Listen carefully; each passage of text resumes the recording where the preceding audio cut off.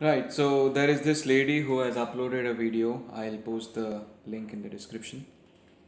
Who says that she was an antinatalist and she is not anymore because the foundations on which antinatalism is based are very fragile.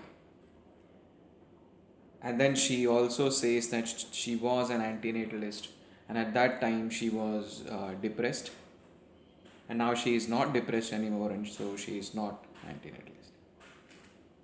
Now, first of all, antinatalism is not based on your emotional states or mental states. So, your antinatalism in the past was based on flimsy foundations, and not that antinatalism is actually based on fragile foundations.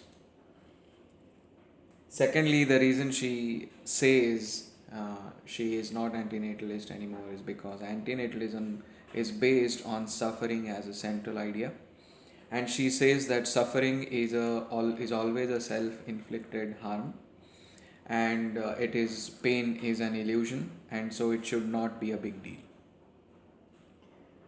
Now, I assume what she really means is that you can go into a mental state such that you detach yourselves from suffering and pain that is troubling you, and so if you don't do that, you are pretty much responsible for the pain, and that is how it is self-inflicting.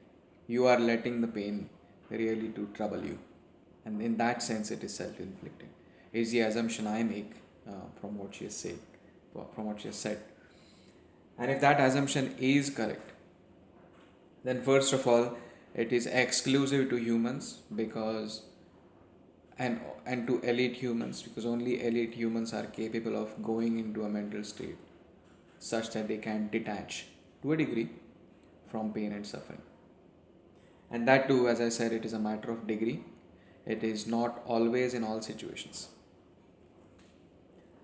Even the biggest Buddhist the world knows today, because she cites Buddhism as the reason for this. Dalai Lama, okay, eats meat. Now, if he can detach himself from suffering and pain, why does he eat meat? Okay, and the question can be flipped across and put to vegans. Now, I know you're a vegan, so am I. But if you think that suffering should not be the central concern of ethics, then why are you vegan? Okay, and if your answer is that because animals are not capable of detaching themselves from suffering, does that mean that you would support human suffering because humans are capable and it is always in that sense self-inflicting? Would you be ready to eat human meat? See what I mean? So yeah, suffering is central. You can't deny that suffering is not central.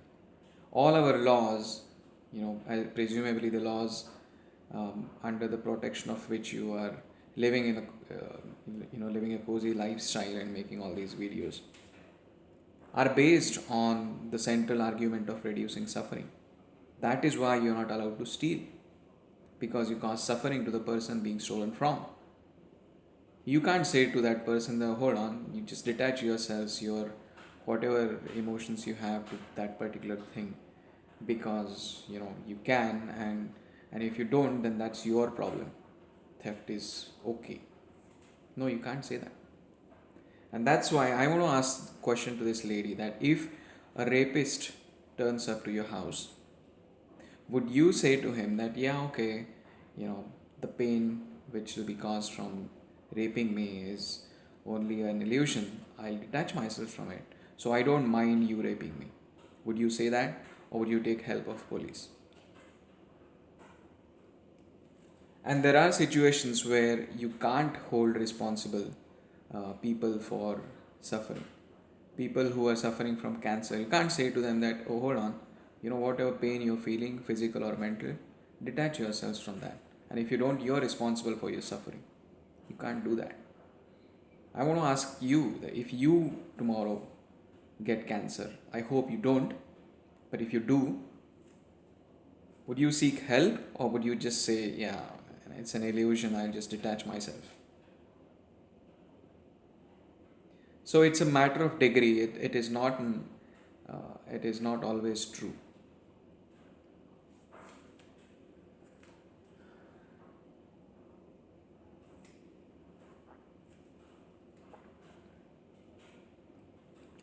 The third part is that she says that Bennett's asymmetry is baseless because suffering is not central, and as well as Bennett's claim that optimism bias is a delusion is is not worth considering. She says that everything is delusion, everything is an illusion anyway. Yeah, everything is an illusion anyway. Does that justify you from creating more illusion and causing more suffering?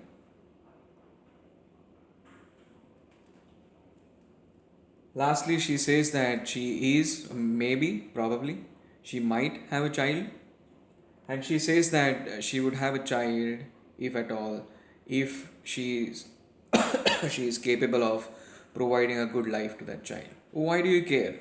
Why do you care about child suffering?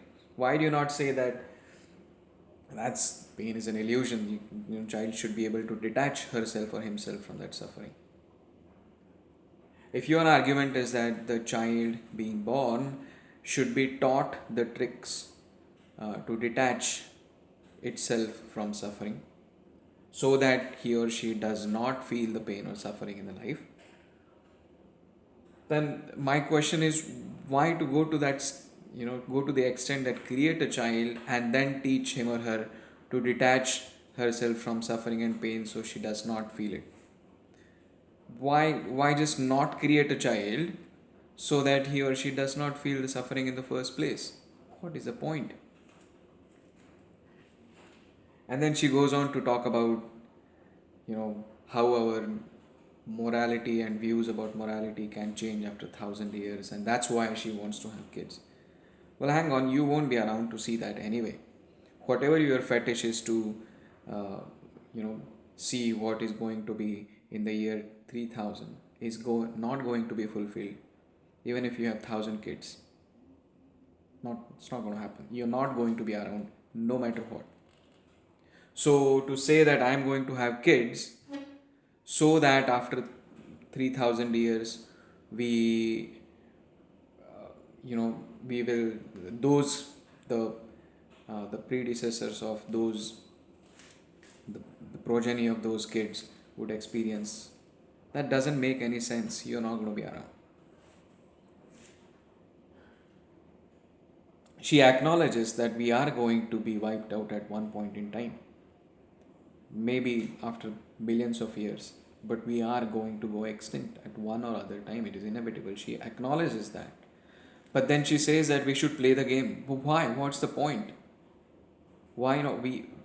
Why not end it, you know, with minimal suffering? Why just keep on playing the game for billions of years? What is the point?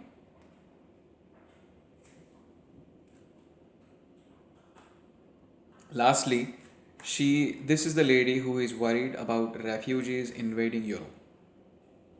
Okay. Why is she worried? Like, first of all, refugees are not invading Europe. These are the people who are caught in a war torn country or war torn area, and they are running away from that suffering. You have not experienced any of that. You have no idea what they are suffering. Okay. But then you say that, yeah, well, that's a mental state, and these people should remain in their war torn areas and should detach themselves instead of invading Europe. She says invading. I don't know what invading. But why? What's the principle of not allowing these people to come to Europe? Not allowing these people to take a refuge in Europe. If you think suffering is an illusion, on what principle, which is not based on suffering of people of Europe, do you defend the argument that these people should not be given a refuge? many questions to answer.